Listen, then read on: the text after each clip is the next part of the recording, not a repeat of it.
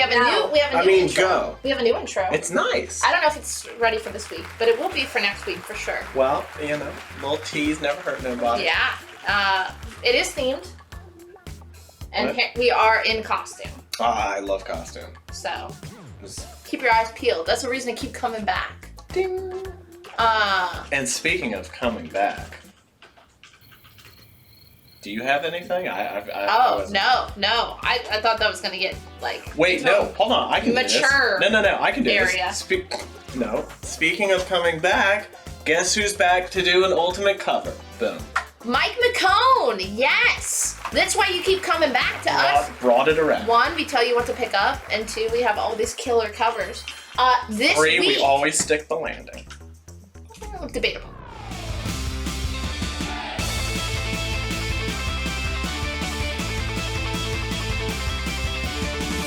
Star Wars Bounty Hunters #5. You thought it was last week, so did we. No notice, but it's this week. The big finale to the crossover event of the summer, leading into fall. Yeah. Of the epic conclusion of the War of the Bounty Hunters. This is the final issue of that 5-issue miniseries.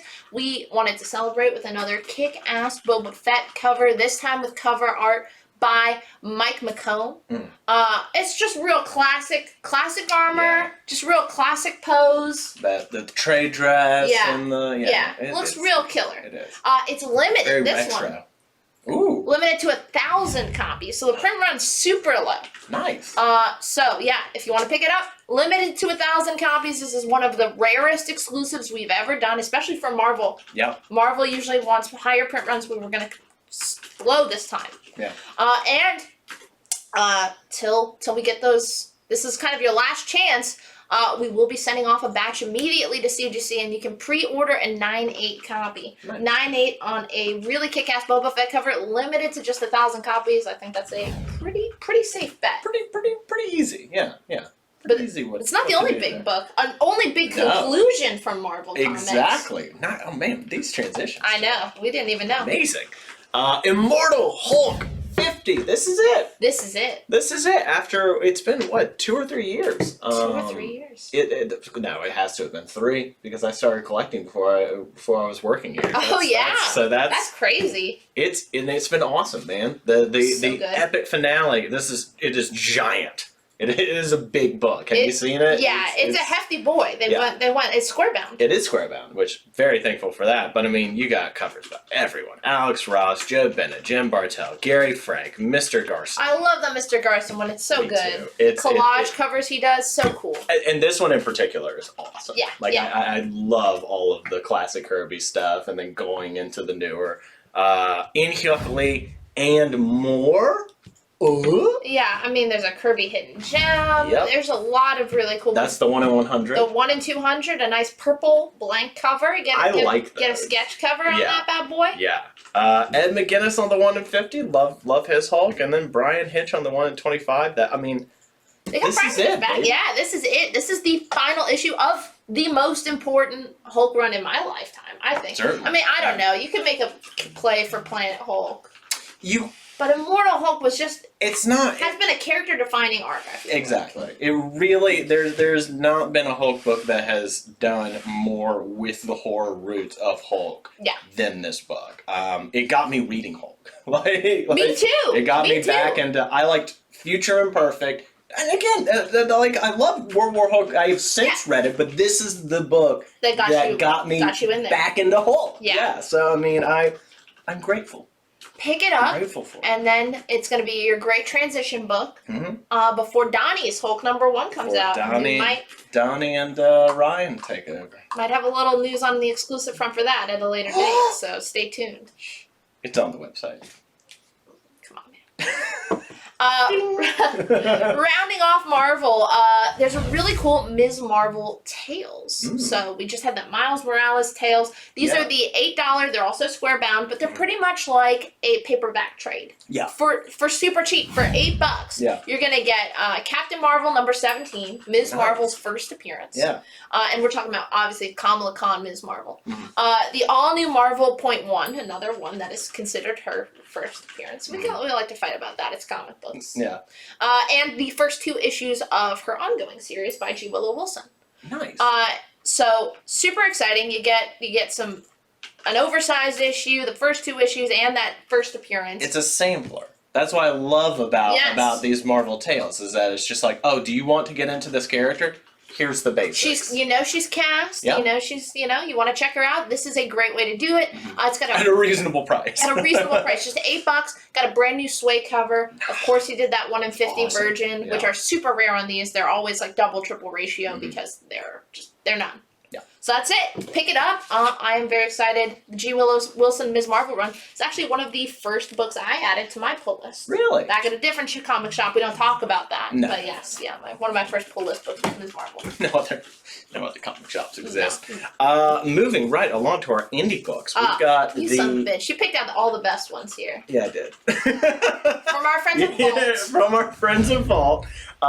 This is the same creative team as Vampire the Masquerade, with the addition of Jim Zub. Jim Zub! So from Teeny Howard, Jim Zub, Tim Seeley, we've got World of Darkness, Crimson Thaw, #1.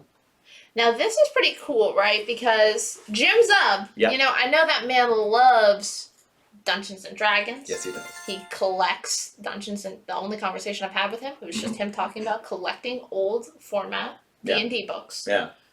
So an RPG guy. You get a sword anywhere near that guy, he's thrilled. He's thrilled. And this is vampires versus werewolves. This is up his alley. This is his forte, man. And the comic, it's an RPG, right? Exactly. Yeah. So that's pretty cool. It is cool. It's doing the similar to like Helm Greycastle, those ones that have like an associated game with it. Die. Exactly. So if you've enjoyed any of those, if you've enjoyed the world building and the tie-ins to the games that Vampire the Masquerade brought, this is going to continue that legacy. And it's vampires versus werewolves. I mean, classic. Twilight is back. Twilight. Now that I'm on TikTok, I know that. Is back. Real quick question, Team Edward, Team Jacob. Oh, come on. There's only one answer. I'm dying to hear what your one answer is. Edward. Okay, well, I'm Team Alice, so. I should have known. I walked right into that. We've been now. We know those two belong together. Anyway, moving on. Army of Darkness. Kristen does too. Yeah, Kristen knew too, yeah. Alice, leave your Confederate soldier boyfriend. Come on. From Dynamite. Might stay in. Who knows? From Dynamite Comics, Army of Darkness, 1979, #2. I gave you one good one. I know. I'm a huge Army of Darkness fan. I was bummed I almost saw it in the theaters again this weekend. Love that movie. Yeah. The comics are always so fun. Have been super fun, yeah. This one we wanted to point out because it has a special variant. Dynamite did a really cool deal with the creators of Stray Dogs, Tony Fleeks, Trish Forstner. They have been doing covers featuring the Stray Dogs, but on the covers of Dynamite comics. So they just did Red Sonja. This is going to be the Army of Darkness cover. It is the Army of Darkness movie poster, that original Bruce Campbell movie poster with Stray Dogs superimposed on them. Super fun. Yeah. So there's an orderable cover. The 1 in 11 is going to be super rare. That's going to be the Virgin cover because they're smart. It's a 1 in 11, but the orderable Stray Dogs numbers don't count towards your 1 in 11. Oh. So it's a 1 in 11 on your just other Army of Darkness. Any other They're wily ones. Those they know. Listen. One thing Dynamite knows: variants. Hey. That you cannot don't hate the player. Hate the game. That's right. But yeah, this cover honestly is one of my favorites of this. The movie poster, it works. Yeah, it's super fun. More the question is how did they not do it sooner? Right. You know? So if you're an Army of Darkness fan, pick it up. Finishing us out at DC. All the good. I'm so excited about this one. I'm sorry. It's fine. It's fine. This is absolutely my pick of the week, and not only that, it is getting me thrilled now about the upcoming The Batman movie. We've got Batman the Imposter, #1.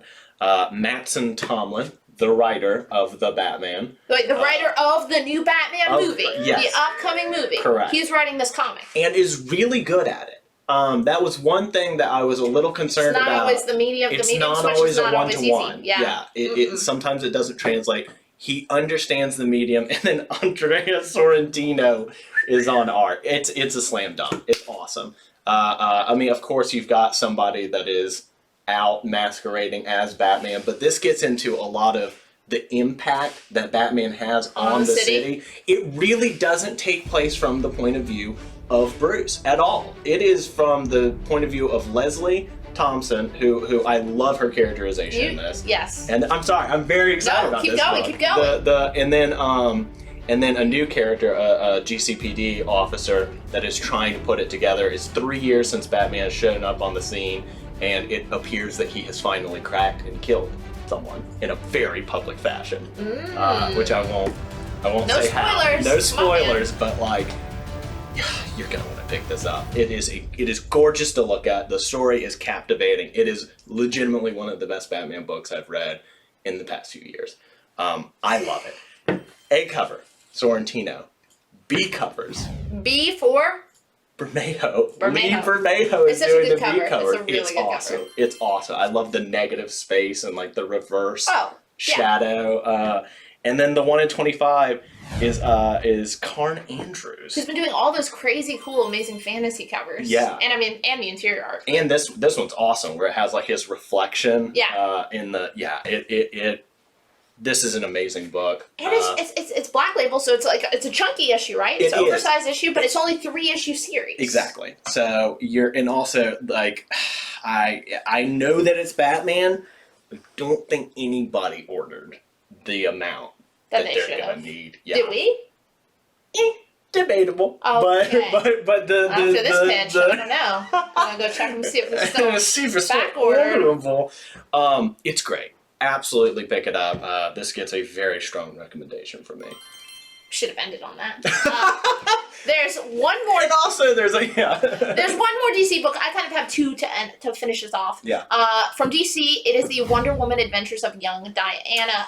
It's written. It's so cute. It's written by Jordi Belair, art by Paulina Ganshow. Mm-hmm. She's done a lot of cool like middle grade, like YA stuff. I think she did some Steven Universe comics. Really great art style. But basically, this is a look into Wonder Woman's upbringing. Mm-hmm. So before she is showing up at, the world of man, we're seeing young Diana, what she's doing out on Themyscira. And you get some dangerous secrets from her past. Ooh. So, there's also some backup stories too, collected. Because it's big. It's a big This is collecting all the backup stories from the main Wonder Woman series. Nice. Okay. So, but in altogether easy to read format, perfect pickup for younger readers. Yeah. And then speaking of for younger readers, have to put a plug. You're gonna miss. By the time this gets up, you're going to miss my interview tonight. We're filming this Monday, 5 p.m. Eastern, for Salt Magic. But we have a bunch. We have exclusive book plates.